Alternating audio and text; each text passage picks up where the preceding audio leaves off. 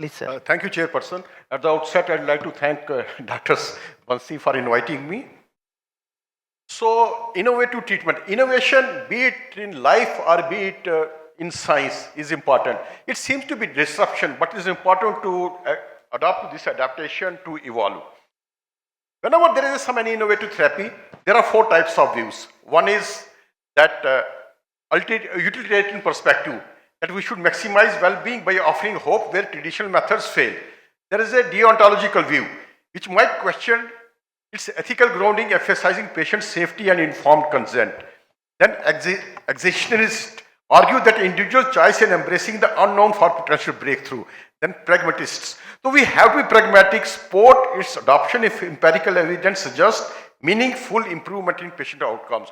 So any innovations, when there is the empirical evidence that it is beneficial for our patients, we should be pragmatic and adopt it. So what I'm going to discuss various innovations under these headings, like what are the innovations in glycemic monitoring, health apps, diabetes prevention, immunotherapy, types of insulin and devices, expanding therapeutic paradigm with incretins as SGLT2 inhibitors, stem cell therapy, gene therapy, I'll just touching on it, and gut microbiota. Various we know about the traditional markers about SMBG, what are its drawbacks, and emerging, not emerging, in fact, emerged metrics like CGM. And in CGM, we are looking at time in range, glycemic variability, emerging biomarkers like glycated albumin and 1,5-AG. Now, what is the importance of glycated albumin in our day-to-day practice? Reflects glycemic control in our 2 to 4 weeks, useful in patients with CKD or recent therapy challenges. Proctosamine reflects glucose control over 1 to 3 weeks, beneficial in pregnancy and short-term glycemic management, and 1,5-AG markers for postprandial hyperglycemia. We know that in our Indian patients, postprandial hyperglycemia is quite big. Drops with frequent glucose spikes more than 180. Limitation of traditional SBD, we know it is just a snapshot, even if we are doing 7-point profile. So we'll have to look at a data where we know what are the glycemic variabilities. So better marker would be, and in HbA1c, which used to be gold standard, and most of our studies are based on HbA1c, but it doesn't give us an idea of glycemic variability about the hypoglycemic episodes. And moreover, it is altered by so many factors like anemia, CKD, and hemoglobinopathies. So with the new sensor technology, CGM, I am sure most of you are using it. It provides us better idea about the glycemic control. It gives various parameters are there, like we look at the time in range, which is the better way of looking at the glycemic control. It gives us an idea about the glycemic variability, about the hypoglycemic alerts. Now, we know that higher TIR has resulted in lower microvascular complications, lower risk of macrovascular complications, and less glycemic variability, less complications. So, this innovation has really helped our patients. And various apps, like nutritional apps, physical activity apps, glucose monitoring apps, insulin titration apps, insulin delivery apps, so many apps are there. And in fact, in Ahmedabad declaration, I read that we have to adapt to mobile apps to increase the welfare of our patients. So it is a continuum of diabetes care. It can be at the primary level like self-management. Patient can have telemedicines, use various wearables, use chat box, mobile apps, and do the self-management. Or at the primary and secondary levels like automatic decision-making, intervention, closed loop, and predictive algorithms, and tertiary care center where we can use these apps for the early detection of various complications. So net result is better outcomes for the people with diabetes in terms of avoiding hypoglycemia, limited glycemic variability, and improved overall HbA1c. So benefits of mobile health apps are we get real-time feedback on glucose levels, encourage self-care behavior, improves communication, helps with medication adherence, but of course there are some challenges like quality of control of various issues. One should use only FDA-approved apps, data delivery privacy concerns, and health literacy barriers. Now, this is very interesting that now one can have various prescription from the apps like SPRX, Blue Star, Insulin Diabetes, D-Navy system, various apps are there through which prescription to be given to the patients based upon the various parameters can be deciphered. Technology-assisted diabetes prevention program. We know that diabetes prevention program in which we found that lifestyle intervention was effective in delaying the progression of diabetes or in the prevention of the diabetes. By using the technology, it is the patients, we are in a better manner, we can delay the complications of the diabetes or prevent the diabetes. Like the CDC's diabetes prevention program. And CDS has recognized digital programs, and these are approved one, Lark Health, Omeda Health, and Fruit Street. What about drugs, pharmacotherapy in the prevention of the diabetes prevention? We know that liraglutide and semaglutide, and the earlier speaker also told us about how much weight loss occurs and which prevents the onset of the diabetes.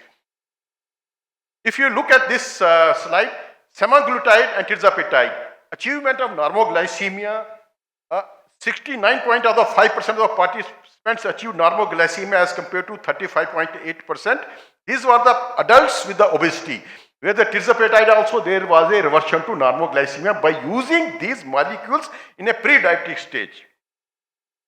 Now, classification of the autoantibody positive in type 1 diabetes. We know that there are 3 stages.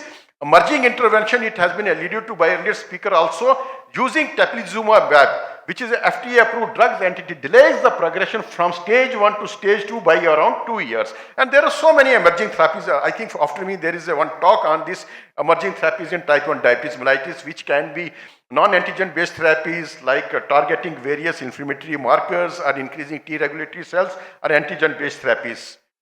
The evolution of insulin delivery system, from syringes to smart technologies. And we know that after that is the insulin pumps. So some of the patients may not be able to adapt to the insulin pumps. For them, smart pens have come, smart insulin pens, which deliver smart dosing, better control. So insulin injector devices are paired with the smartphone apps, work with CGM and SMBG data for precise insulin dosing. Key features of smart insulin pens are dose calculation, correction factors, target glucose levels, carbohydrate ratios, insulin action duration. Memory functions are there which tracks timing and dose of insulin, reminders for missed doses, temperature tracking and insulin level indicators, minimize insulin stacking, reduced hypoglycemia risk, and meal flexibility. So, clinical impact of smart pens is that the increase in time range. And I told you if there's an increase in time range, that means lesser complications subsequently. Reduced hyperglycemia and hypoglycemia, improved adherence, cost effectiveness, delay in diabetes complications, less healthcare utilization. So smart pens are a sort of a bridge to insulin pumps. And insulin pumps, you know, it has changed the lives of our type 1 diabetic patients. In insulin pumps, there are a lot of innovations, a lot of progress is there. From the initial pumps to the sensor augmented pumps. In STAR-3 study, what they found that this sensor augmented pumps load HbA1c and hypoglycemia risk compared to multiple dose of insulin injections. RCT evidence just that those who use SAP more than 60% of the time had significant HbA1c reduction. And further, that this parameter like this app, low glucose suspend, this is the first step in automation. Automatically suspends insulin when glucose reaches a preset low threshold, designed to prevent severe hypoglycemia. In Aspire study, LGS reduced hypoglycemia without worsening HbA1c. So nocturnal hypoglycemia reduced without causing hyperglycemia post-interruption, and fear of excessive insulin suspension has been debunked by real-world studies. Predictive low glucose suspend. Again, this is a addition to that. In meta-analysis confirms superior efficacy of our standard SAP. Patients require lesser carbohydrate intake to correct lows, improves quality of life and user satisfaction. So all these innovations in the pumps have really improved the lives of our patients. Automated insulin delivery, closed loop systems, smart algorithms are there, integration with variables and real-time data for continuous optimization. Why is this revolutionary? Because this prevents hypoglycemia, reduces hyperglycemia and minimizes patient effort. Hybrid closed loops, the game changer, juices enters meal carbs but insulin adjustments are automatic. RCT and single arm study, time in TIR has significantly improved with this hybrid closed loops. HbA1c reduction, consistent decrease in mean glucose without increasing hypoglycemias, less variability, and diabetes. We know that in DCCT it was found that each 10% reduction in TIR increases 64% increase in microvascular complication. Real world data showed that by this automation, persons in their time TIR has increased to almost 94%, and there are Indian studies which have been done in children also and adults also, where by using these pumps, TIR has significantly increased.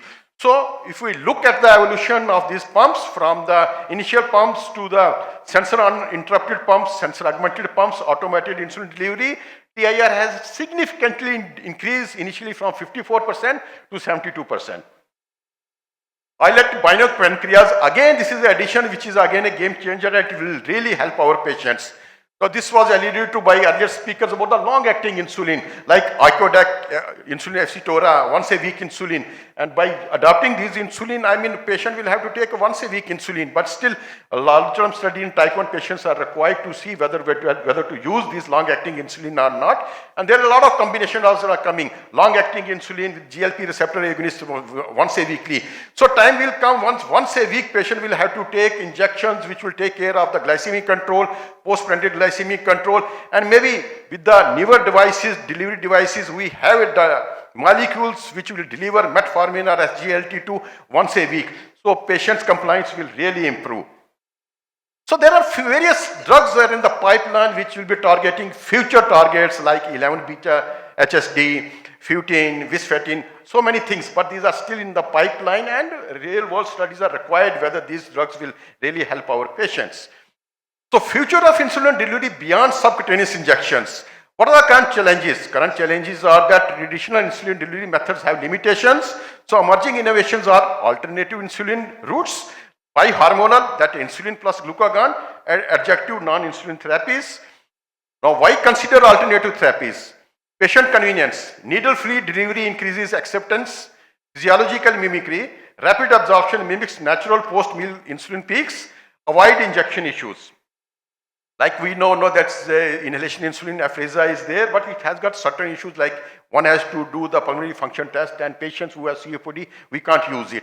Intraperitoneal insulin, this is very interesting. It's a more physiological route. Why consider it? Delivered directly to the portal circulation. And clinical trial evidence 24-hour inpatient study showed better glucose variability and higher TIR. Bihormonal insulin glucagon therapy. Why use this bihormonal system? Current limitations are insulin-only therapy lacks counter-regulatory protection of glucagon. Solution is use both insulin and glucagon in a single automated insulin delivery system, which is going to be a game changer. Key findings, more stable glucose control with the reduced hypoglycemia risk. No need for meal announcements. Challenges are long-term safety of continuous glucagon infusion, and right now this DARE study is going on, which will give us some more idea about this bihormonal therapy. Now, this is all of us are very familiar how to go about treat our patients. The two molecules which have really changed the therapeutic paradigm and which have been discussed so many times are the SGLT2 inhibitors and GLP receptor agonists. Now, we are not looking at just glycemic control. We are looking at overall metabolic health, cardiac health, hepatic health, renal health, and decreasing the inflammation. So, these two molecules have really helped our patients to achieve better diabetic health. And more, not only in the diabetic patients, in the patients who are at the risk of developing diabetes, like in obesity also, that all these GLP receptor agonists are proving to be the game changer. And various studies, they have found that when we compare these molecules with the others, not only there's a glycemic control, there's a weight control, and various other parameters are improving. What about using GLP receptor agonists in a patient who is not a diabetic, pre-diabetic, but our way to prevent the delay the diabetic complication? Now, in this study, what they found that GLP receptor agonists, 26% insulin dose reduction and 3.2 kg weight loss. What about the retatrutide? It has been already discussed by the previous speaker. It is in the pipeline. It leads to the more weight reduction as compared to the semaglutide, better glycemic control. And Emerging treatment strategies, as I initially alluded to a little bit, oral hypoglycemic agents incorporated in nanocarrier-based therapies like liposomes, neosomes, micelles, nanoemulsions, polymeric nanoparticles, solid lipid nanoparticles, dendrimers, and carbon nanotubes. So what will be done? Smaller doses of medicine will be put in these nanoparticles and it will home on to the organ where it should function. So once these studies are available, I think that will be game changer and it will really help our patients. Emerging treatment strategies, subsequent speaker is going to discuss about the type 1, so I will not elaborate. Tissue engineering, gene therapy, stem cell therapy, and modulating gut microbes. So this is how the roadmap of future treatment of established are going to be type 1 diabetes going to occur. I'll skip this slide. Gut microbiota in pathogenesis of diabetes mellitus. I feel that this is something reinventing the wheel. This was something old wisdom in our Vedic times or in our system that gut microbes or gut health was a very important aspect. Now this is being reinvented. So sometimes innovations are just a continuing of the old wisdom. And previous speaker also discussed about the holistic care. Now holistic care was the part of our medicine system earlier also, like patient should be in good frame of health, physically, mentally, socially, spiritual well-being, and all aspects, diet, all those aspects. So maybe innovation sometimes, as I told you, it's a continuing of the old wisdom which gets lost somewhere. So in earlier, there was when we were students, there was a dictum, either publish or perish. I think these days, the dictum is innovate or sublimate. And just a small poem, a tiny prick, a major dose, a life reclaimed, a path engrossed. Science evolves, new dreams ignite, turning darkness into light. With each breakthrough, hope revives. Innovate, so health survives. To summarize, implementing pragmatic, evidence-based and innovative strategies in diabetic management optimizes patient care by integrating cutting-edge research with real-world effectiveness.